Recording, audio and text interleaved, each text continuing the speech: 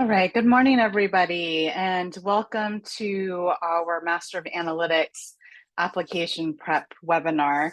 My name is Heather Iwata. I'm the Graduate Student Services Manager in Industrial Engineering and Operations Research, also known as IEOR. And I'm here today with my wonderful colleagues, Jenny Huang, Erica Diffenderfer, and Jasmine Flores. As we go along throughout the presentation, feel free to drop any questions into the Q&A box, which you should see that on the bottom of your screen. They look like two little comic book bubbles.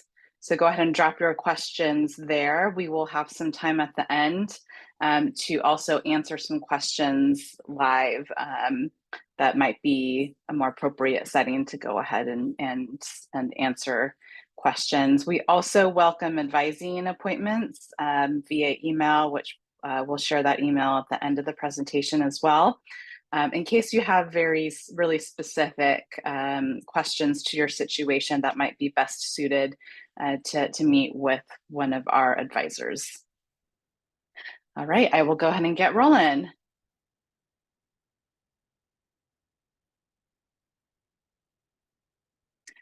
So myself, Jenny, and Erica work in graduate student services, and Jasmine is our lead for analytics, marketing, and communication.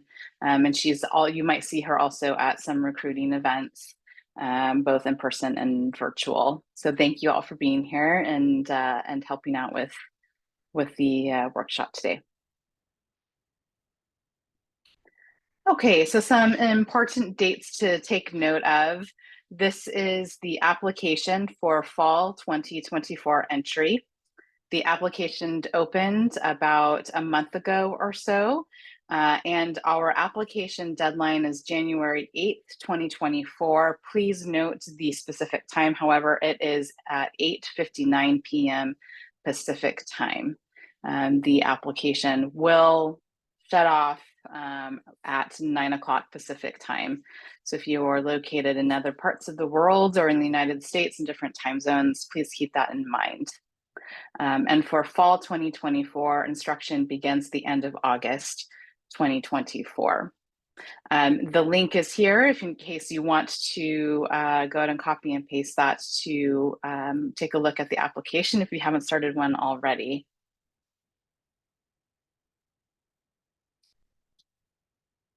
Okay, so what's required in the application? First, you have the online application that the graduate division, they are the umbrella hub that hosts all of the graduate degree programs. You will want to submit the online application along with the application fee. In addition, you need to provide transcripts for your undergraduate education. Unofficial is okay, and we'll go into detail about that in a moment. We also, at least for IEOR, we have our prerequisites that you will list for the Master of Analytics program. That information can be found on our website, as well as a minimum cumulative GPA of 3.0, and that is a graduate division requirement. IEOR also requires the GRE for fall 2024 admission. And that is across all graduate programs, not just analytics. And if you are an international applicant who has attended school outside of the United States for more than a year, then you'll also need to take the test of English as a foreign language exam, also called the TOEFL for short, or IELTS. We require 3 letters of recommendation, the statement of purpose and personal statement, the transcripts, as I noted above, your resume, and we also have an audiovisual component. So all pieces are electronic. There should be no reason to have to mail or snail mail any documents to us. Everything can be done electronically through your application. So again, the deadline is January 8th, 8:59 p.m. Pacific time. This is the deadline to submit your complete online application. So that means that we need to have all of your documents, not just some parts. You can email it later. Everything needs to be submitted with your application. Your GRE scores, we do get this question frequently about, oh, well, when can I last take the GRE? The last day to actually take the GRE is the day of the deadline. However, do plan accordingly because the score reports typically take about 2 weeks to get to our department, and then they're verified. With the verification process can take some time too, because of the way that names can show up in the application versus how it was entered for the GRE. After January 10th, we will not be taking any additional requests to take a look at the GRE and TOEFL status and for verification. And this is because we have a huge volume of applications, and we do our best to do what we can within a manageable amount of time and with the limited staff that we have in order to push everything through. So please do plan accordingly, plan early, submit everything early, take your exam early, do what you can to get that in. The 3 letters of recommendation, those are uploaded by the recommenders, and they're sent a unique link. And again, January 10th will be our cutoff in terms of manually uploading letters of recommendation. So please, again, start that conversation early with your recommenders. We understand that it's sometimes out of your control. However, be persistent if you can, respectfully persistent. And then I will speak in a moment about the letters and what your recommenders can expect there as well. So again, please create your online application, double check that you have the correct admit term noted, fall 2024. You can only apply to 1 degree program at Berkeley per application cycle. That is 1. If it is discovered that you have attempted to apply for more than 1, we will follow up with you and you will have to drop one of those degree programs. But please do respect that because obviously we want to keep it equitable for all of our applicants. Take note that anything with an asterisk in the application that is required, so that does have to be completed. You won't be able to actually move forward in your application without that being complete. And then also remember to submit. So sometimes we have applicants who will have it in their queue, but they will forget to hit the actual submit button. So make sure to hit submit.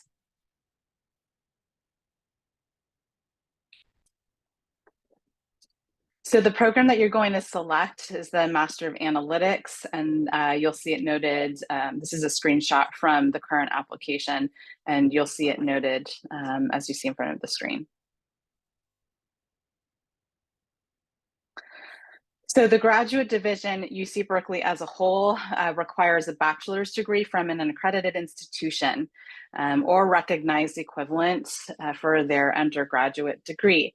And so the degree conferral date can be in the future, meaning you submit your application in January and your anticipated graduation date is in June of 2024. That's okay. If you are admitted, we do ask for the final transcript that notes that your degree was conferred.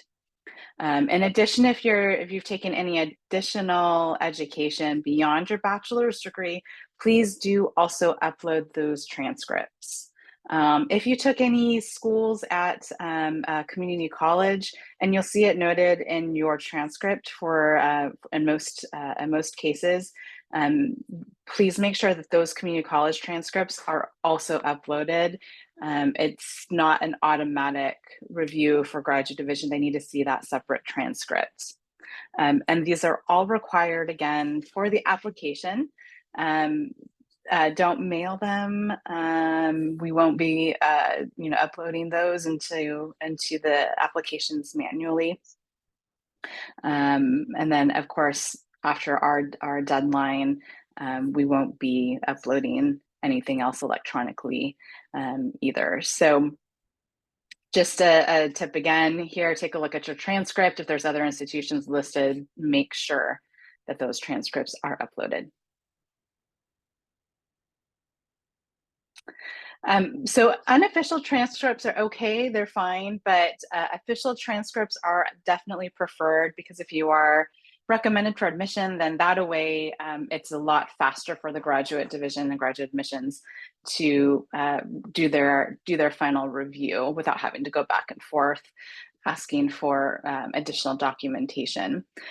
So make sure that both the front and back of the transcripts are uploaded. This is especially helpful because of the grading scale. We understand that not every institution follows the traditional grading scale. So when we are doing our application reviews, we need to have an apples to apples review. Without that, it makes it extremely difficult to try to guess and figure that out. So it will be helpful for not only for you, but for the reviewers to make sure to get that grading scale uploaded as well. If you do decide to upload an unofficial transcript, it does need to say the name of the institution, your full name, and list all of the classes and grades chronologically. So do keep that in mind as well. Let's see. So again, if your transcript does not show the degree conferral, but you have received other documentation, for instance, your diploma, a degree certificate, do upload that with your transcript together. For international applicants, again, I just want to emphasize including your grading scale with your transcripts. And then your records should be issued in its original language as well as the English translation together. And those are required for all languages.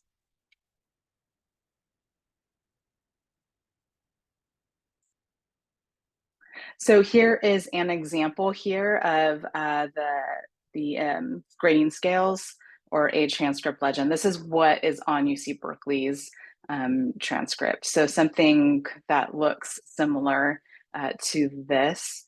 If, for instance, you're on a numbered scale where 85 to 100 is an A, for example, we would want to see that actual translation on the transcript.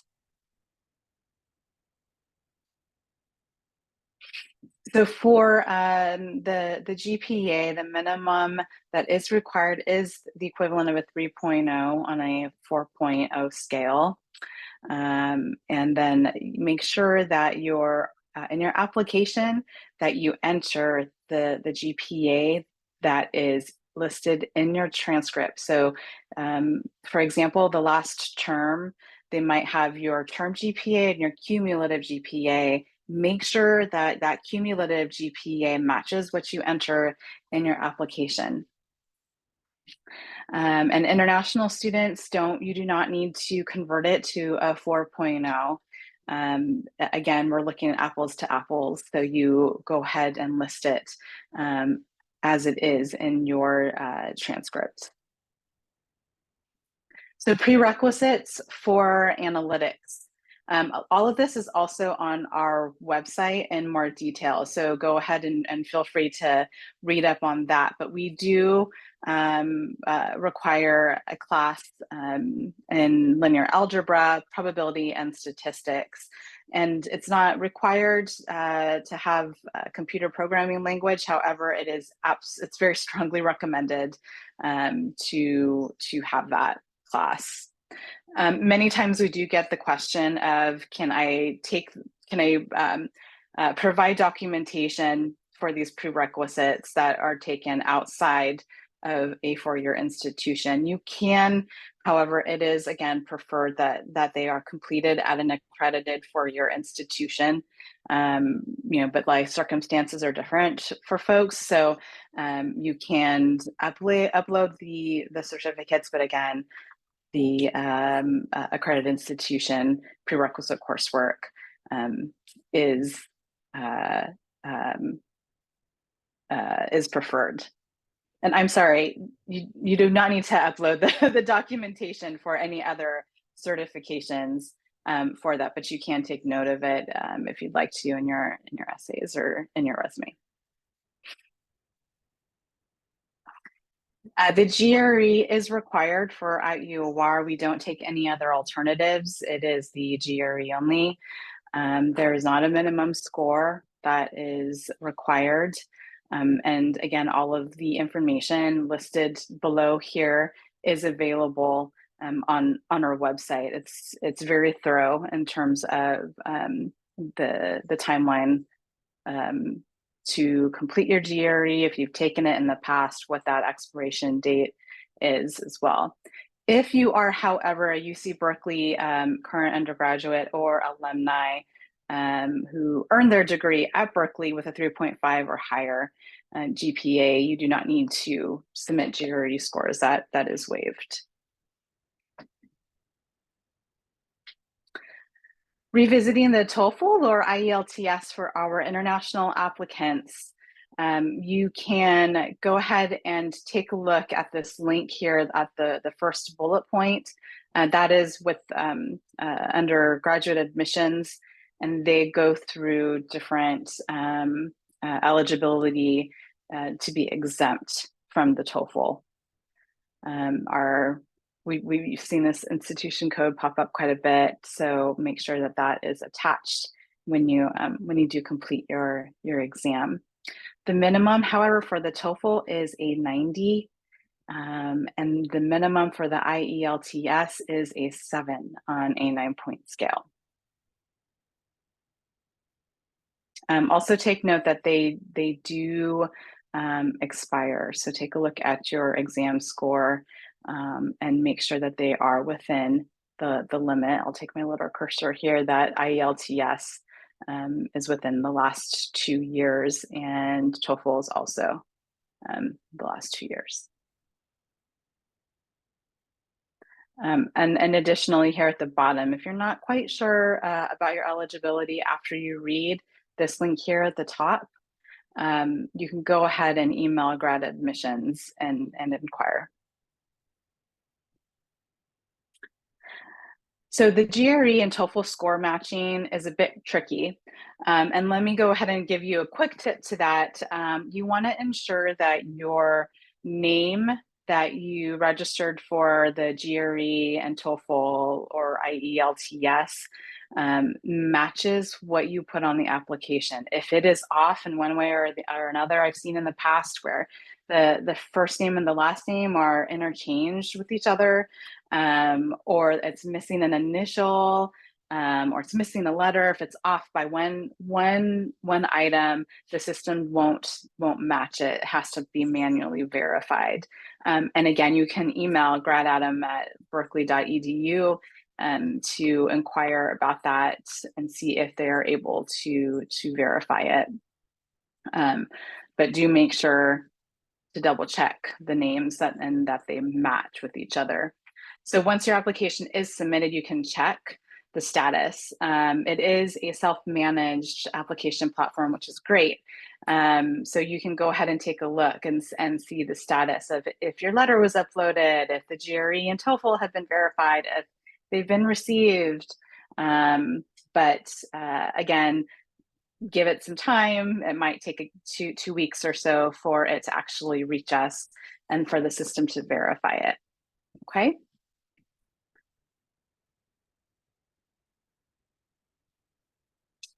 All right, letters of recommendation. We require 3 for all applicants.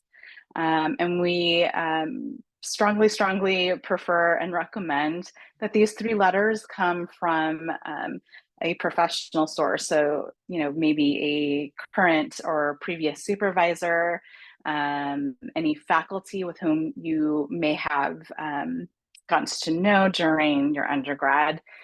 A graduate student assistant or teaching assistant is okay, but that can be co-signed by a faculty member or anybody else who you might have had a really strong, significant professional relationship with.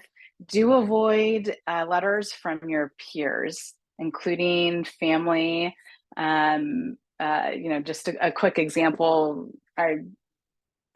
We received, it wasn't here, it was in another department, but we received a letter from a family member speaking about their family member. I don't want to be too descriptive, but that was, it was well intended, we understand. However, the way in which the judgment piece of selecting a family member,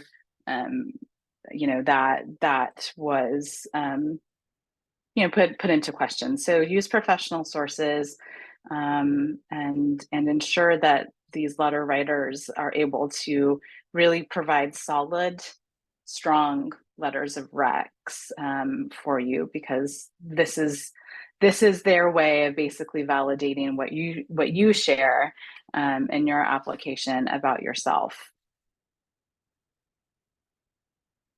All right. And I absolutely want to put these tips out there, that time is of the essence. And I mentioned it earlier as well, to make sure that your recommenders submit their letters on time. It is also your responsibility to start that process early and start reaching out to them to be able to have the time to write those strong letters, and to be able to provide some solid examples, with in their documentation about you. So make sure to ask somebody who knows you well and can, again, speak highly of you, provide those examples. A common question that's received is, well, what if they're a dean of a department or a chair of a department, and I don't know them too well, but I know them well-ish? What do you think?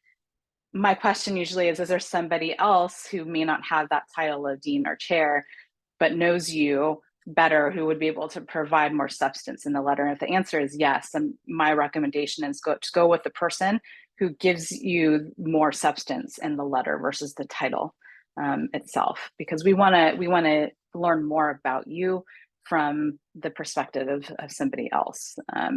And if it's a two-liner, that's not going to provide a lot of information for us one way or the other. Ask somebody who has academically and professionally evaluated you. Again, reiterating that point. Provide any follow-up reminders. I think having deadlines is helpful, and deadlines meaning about a week or two before the actual application deadline, to give yourself a bit of a buffer. When you do make the ask for a letter, it is helpful to provide your resume, if you have your essay completed, any type of academic information if it's relevant, depending upon the recommender. And in addition to anything that you may have done since you last interacted with them, that I think really helps to give context for the recommender. And then lastly, please have your recommender use letterhead if they have that available to them, and in a PDF document, not a Word document. And of course, professional emails. But we understand for some parts of the world, some of the unique link that gets sent to the recommenders, because you have to enter their email, and then they are automatically sent a unique link. It may not reach them. It might go into their spam folder. So this is why follow-up is also important, and where in some cases the email might have to be changed to more of an accessible inbox, which we understand. We understand that might be an occurrence every once in a while. I got ahead of myself. So here's all the information again about the emails and the unique link.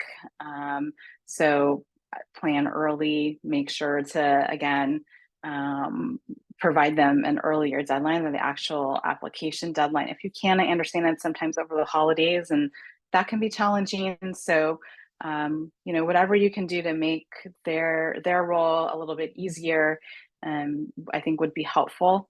And then there's also a little box for you to waive your right to view the recommendations. We definitely advise checking that box as a best practice.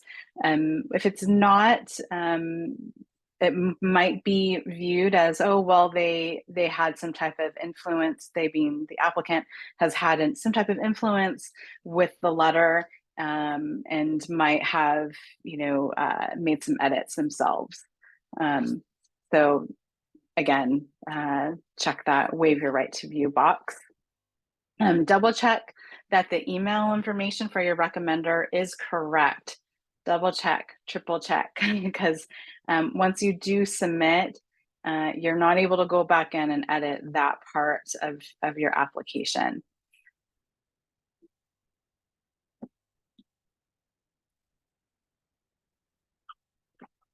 Okay, statement of purpose and personal statement.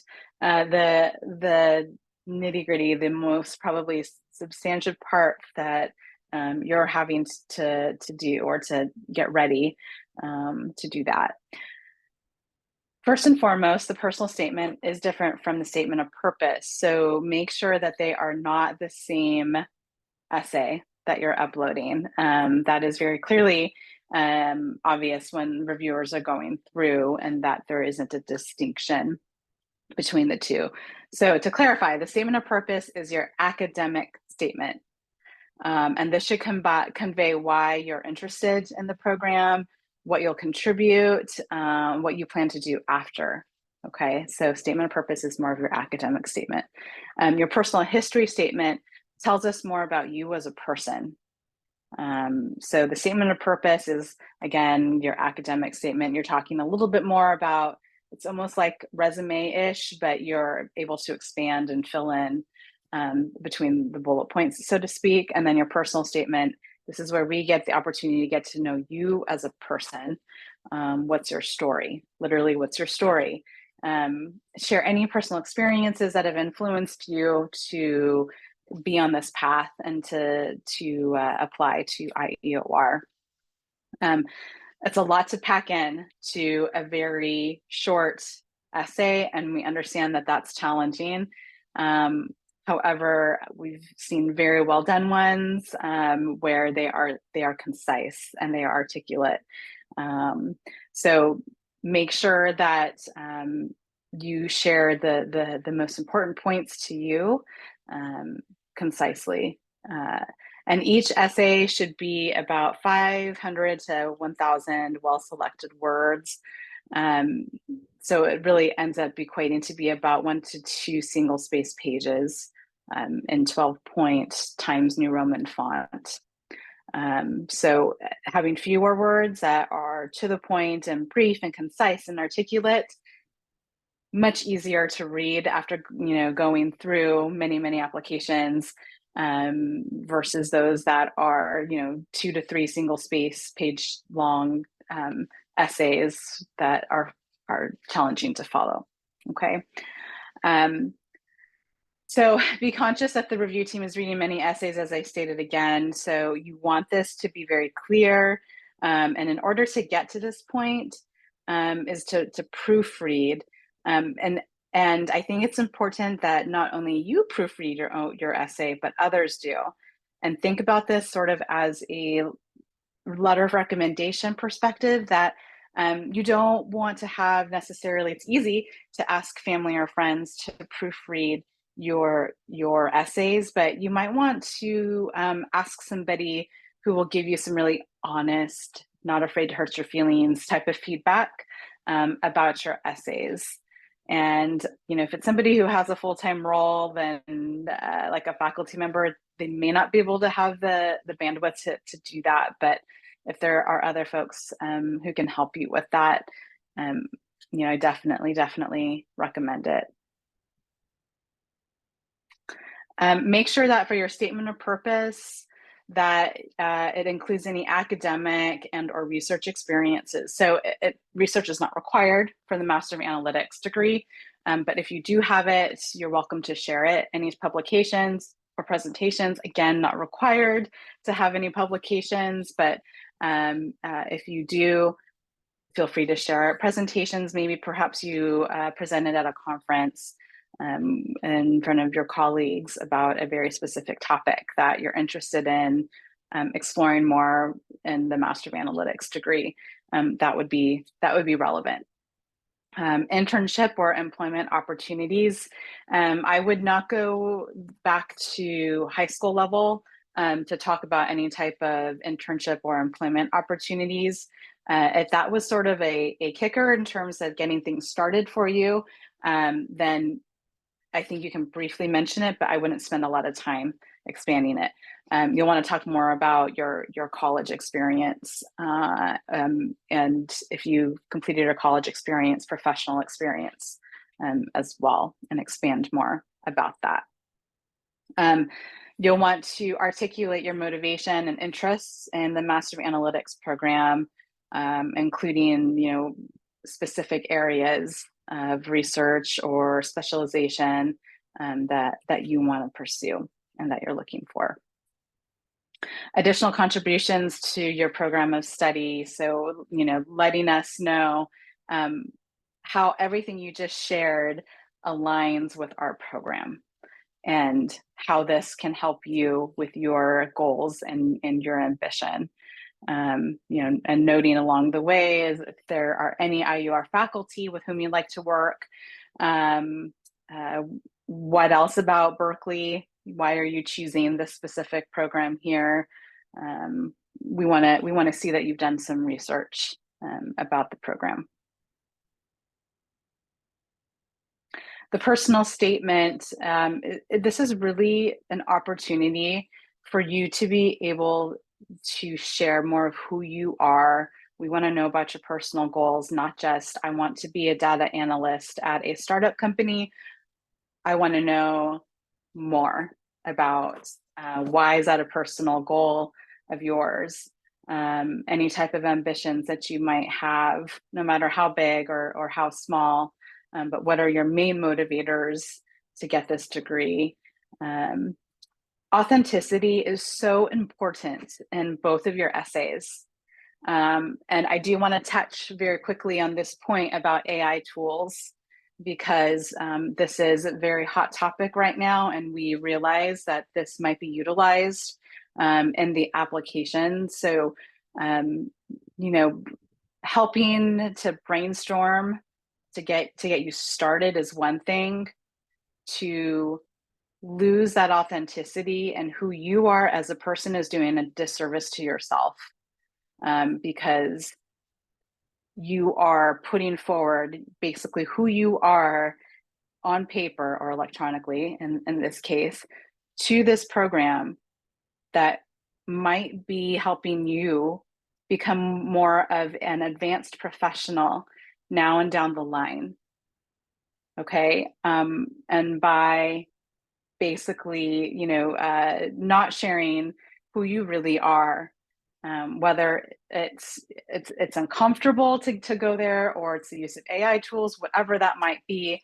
Again, it's doing a disservice, because you want to make sure that what you share is in alignment with the degree, and that the outcome and your entire experience will be aligned, if this makes sense.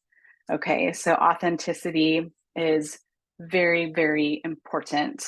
We want to ensure that in our cohorts that we have a variety of different experiences.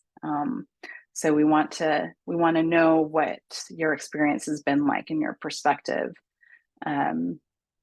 So please do think very very strongly about your voice in your essays. So moving forwards, you'll want to also discuss your personal background and how that has informed your decision. So, if you were to kind of look behind you, say, like you're driving and you look behind you to see where you came from, how did you get from there to here right now? Let us know what that roadmap has been like for you, and where our Master of Analytics degree fits in. Definitely share any type of obstacles or barriers that you've overcome during your educational or professional career. And that could be a variety of different things. It's whatever you define as well as an obstacle or a barrier. But we would want to see, if that's the case, do you have grit to overcome adversity? Any type of exposure in the area of diversity, equity, inclusion, belonging, justice, through community organizations, personally and professional settings, anything of that nature, that is a big principle for UC Berkeley as a whole. Also add any educational, familial, cultural, economic, social experiences, challenges, and how it's actually relevant and tied to your academic journey, how you might contribute to social or cultural diversity, not just at UC Berkeley, but within your chosen field and beyond, and how you might also educationally serve underrepresented segments of our society with your degree. So we want you to kind of start to think a little bit more than, again, I want to be a data analyst for this startup specifically, and that's all I want to do. I challenge you to think a little bit more than that. So maybe that may not be immediate, but perhaps this is part of your larger goal or dream. Again, not a requirement, but just a challenge to think a little bit more beyond that. Okay, your resume. So again, we really do value the different experiences and backgrounds that folks are coming from. And so we do take a look at candidates from a variety of different backgrounds. We're not just looking at just GPA and just GRE. We are doing a holistic review. So we want to hear about all of your experiences that perhaps you couldn't talk about more in your personal statement, that you can list a little bit more within your resume. It is a snapshot of your experiences, so you can use your bullet points within your resume to talk a little bit about that. Similarly to the essays, be organized, clear, and concise, not super lengthy or verbose. And we like to see within your resume a clear path or advancement to your goal. So the audio and visual component, that is something that you'll need to upload. You record and then you upload it. It's a 1 to 2 minute file that answers the following prompt. Tell us what characteristics and qualities you have gained through professional, organizational, and/or community experiences that have prepared you for a career in analytics. Some tips for the audiovisual piece. Again, keep it short and straightforward. You have the opportunity to share a little bit more in the different qualitative pieces of your application. So when you are verbalizing the answer to your question, or to the prompt, rather, be concise. Again, prepare ahead of time, really think about it, practice. Speak with confidence and enthusiasm. Speak clearly, slowly, not too fast. Sometimes if it's out of nervousness, sometimes speaking fast happens. So again, go back to practicing, get some feedback from colleagues, and be aware of your environment when recording. So you want to be thoughtful about where you decide to sit down and record your message. So nothing that is really distracting. I think I had there was one that was done in a hospital, And I understand people's circumstances might be different. However, maybe that can wait until you're in a different setting um, to, uh, to record that and upload it. Capture and upload the best possible quality.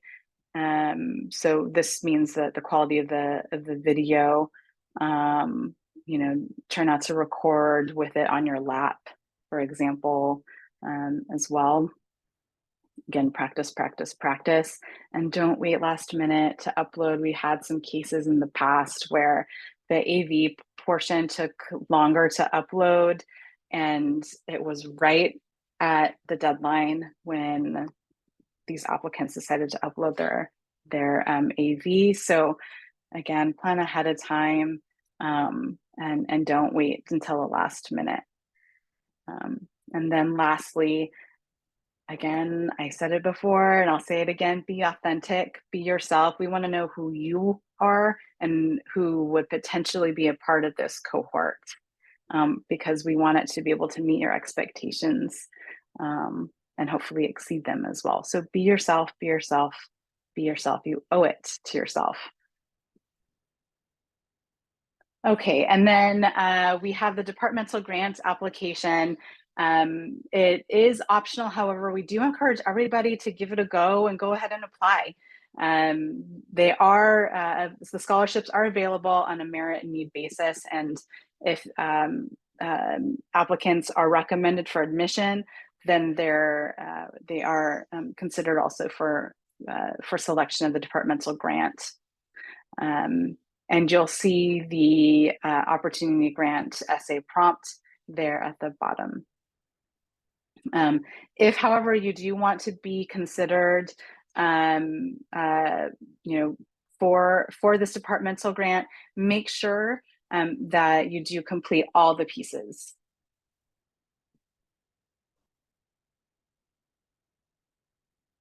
Okay, and our application fee, you do need to submit an application fee when you apply. It's not refundable.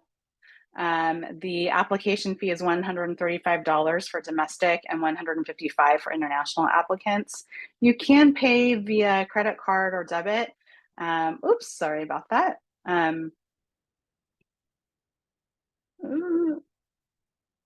Let's see. You can also apply for a fee waiver as it's listed here through the graduate division. And for Berkeley IEOR, we are automatically waiving the application fee for Master of Analytics, MS, PhD student applicants who are current undergrads or alumni of UC Berkeley, as well as University of California, UC, or California State University, CSU, undergrads or alumni, and are also considered a California resident for tuition purposes. And then the application fee waiver information is all available online. So do take a close look at that. There's also the graduate division application fee waiver, which you saw a couple of screens ago, and you can go ahead and find information there. If you do not qualify for the graduate division application fee waiver, you can take a look at Berkeley IUR's application fee waiver request. So this is separate from the automatic application fee waivers. This is an actual form that you would need to submit, and you do need to meet at least one of the criteria that's listed there. So after submission, you can check again. It's a self-managed application. You can take a look. One thing I do want to note, let me just go back quickly to the application fee waivers here. Do not submit your application first. Wait for, if you're submitting a graduate division application fee waiver or the Berkeley IEOR application fee waiver request, wait to submit your application. You need to also plan ahead for that. If you are eligible, because there are no refunds that occur.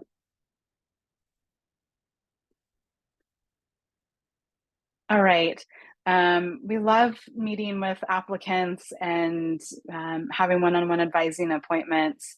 But please understand that because of the volume of applications, asking about a status check on your application, it may not be answered just because we receive so many. So try to refer back to your your application and take a look and see where that might be. The admissions committee does a holistic review of all the applications once they've been submitted, and then those who've been recommended for admission, those are reviewed by the graduate division. They have to do the final review. Sometimes, they've got to check for the accredited institutions and GPA and all of the other requirements that the university requires. And then notification will occur by the beginning of April of 2024 for fall 2024 entry.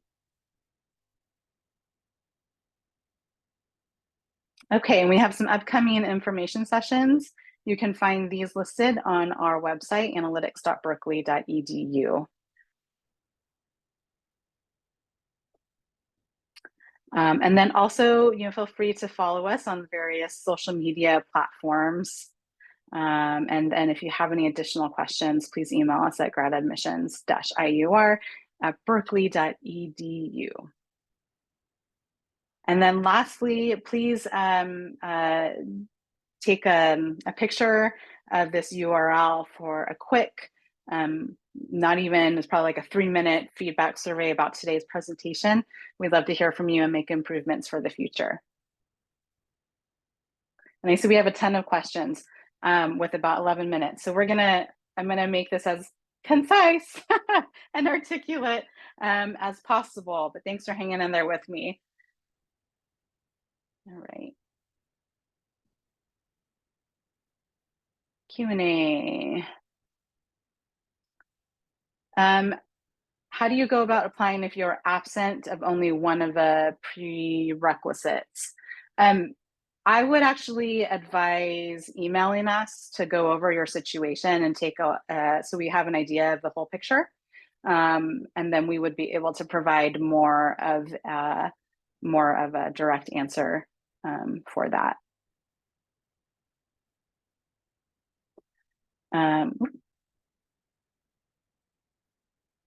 Okay, what are some opportunities that students have to work closely with faculty? I'm very interested in joining a research lab, if possible, to gain experience in data modeling. So it depends upon what institution you're a part of, Cassandra, and what their process might be to work with faculty specifically on research. So, for example, we usually recommend applicants to reach out directly to the faculty with whom they're interested in working with, and see if they have any opportunities available. Note that sometimes PhD students usually have priority because that is directly related to their degree and their dissertation. But I would start there personally, but you might want to check with your home institution to see if there's another process. They might have like undergraduate research. The equivalent here is URAP, but they might have a formal program. Which programming languages are sought after? So if you take a look on our website, you'll see the different programming languages that are listed there.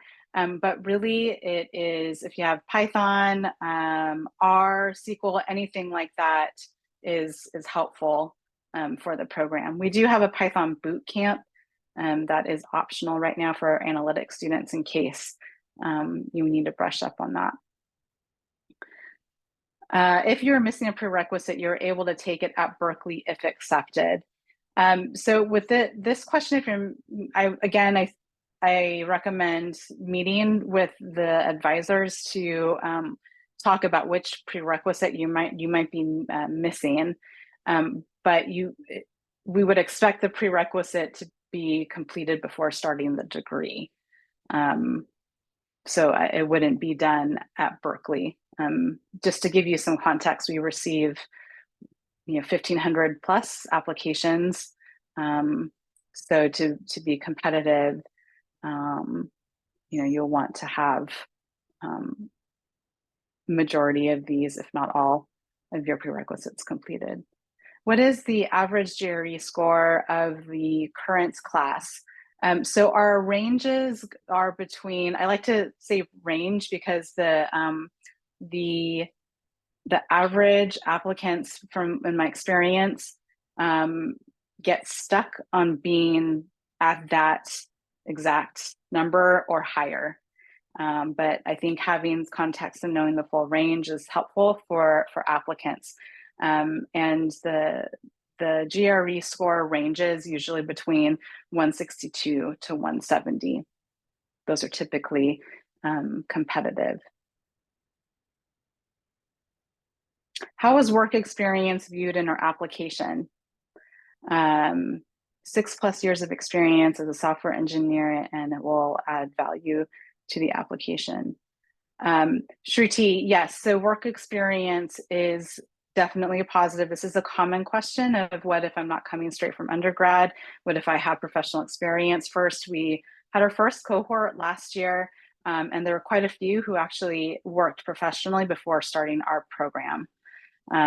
So you can definitely talk about that professional experience. You'll have lots there to talk about in your essays, and how this degree will help enhance that professional experience for you even more. So yes, it is a good thing.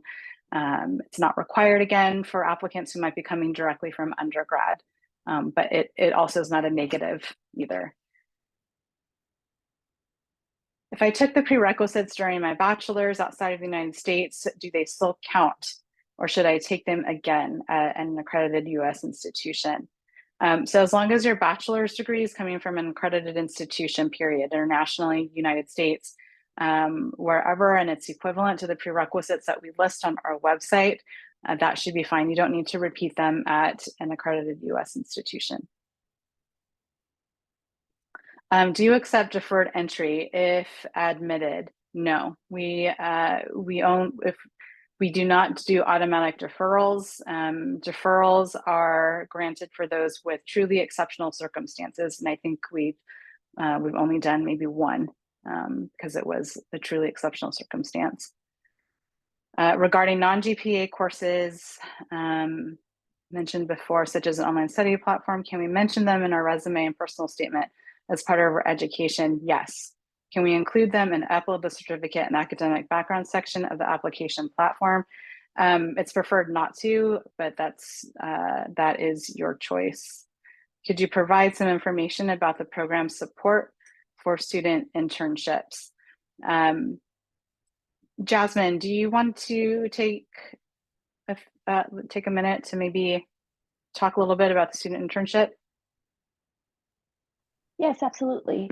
So we do have a director of career services who is available for students to meet one-on-one and improve on their professional development. So this includes resumes if you need help practicing your interview skills or any general professional engagement that you might come across.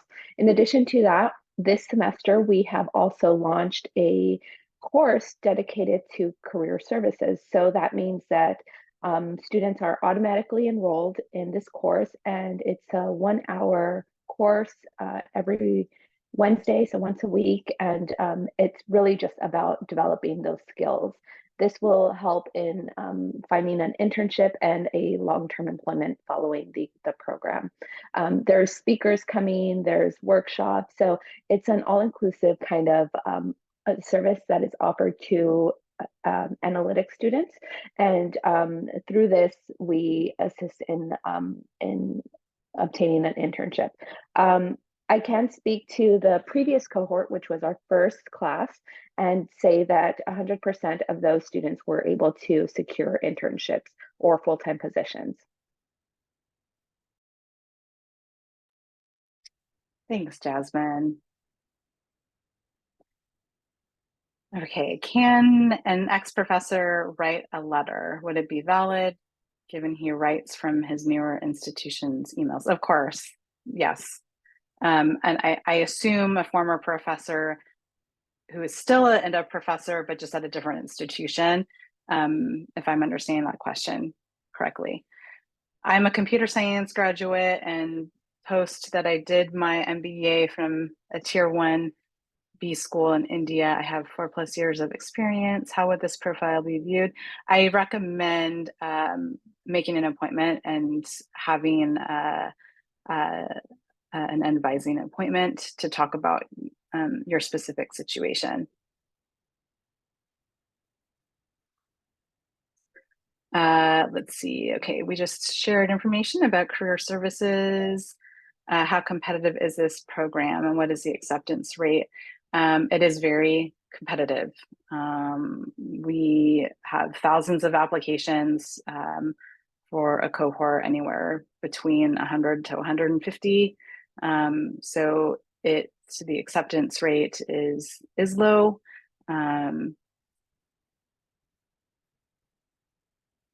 However, with each year, we're slowly growing the program too, in terms of our enrollment size. Okay. I lost the questions. Sorry. Okay. I'd like to know if applicants who have just completed an undergraduate degree and those who have a couple of years of professional work experience would be treated equally. Yes, yes. Coming straight out of undergrad versus a professional work, they will be reviewed holistically and equitably.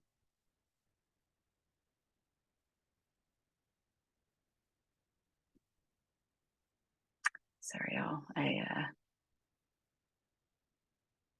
lose the questions.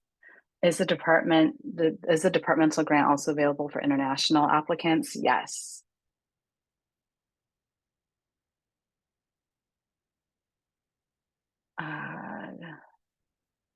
Career services, that was Jasmine addressed the career services piece.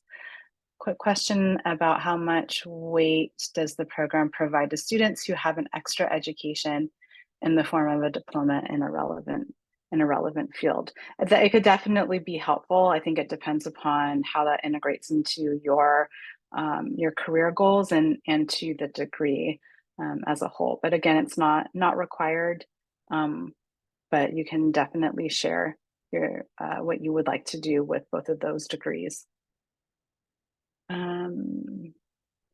Are all the results released together, or are there multiple rounds? Decisions are released together. We are not on rolling admissions. I read that there's a MasterCard scholarship for this program. Can you please elaborate on that? If you do, for the Master of Analytics program, unfortunately, the MasterCard scholarship is not a part of that specific program. Master of Engineering is, but the Master of Analytics, unfortunately, is not eligible to be part of the program. And what's the GPA range of the application? Data science and inks minor at Berkeley, but got a higher GPA at Berkeley, may be harder than other schools. Do we consider the factor of undergraduate school background on the GPA? So GPA range is for cumulative anyhow, it's usually between 3.4 or so to 4.0. In terms of the range. So the type of intensity of the school will be considered, but again, it's going to be a holistic review. That's not going to be the primary objective of the application review. Okay, 1001. Whew. Those are some great questions. If you have additional questions, again, feel free to answer or to email us at the email address this way. Let me share again at the bottom, and make sure to follow us on all of our different social media platforms. We're very active and sharing different stories about upcoming information sessions and alumni, all that cool stuff. And again, please do scan this URL to take a quick 3-minute feedback survey to help us improve on this in the future. All right, thanks everybody for joining. Really appreciate it. Thank you to Erica, Jasmine, and Jenny also for helping with all the Q&A. All right, well, we hope to see your application and good luck with everything. Take care.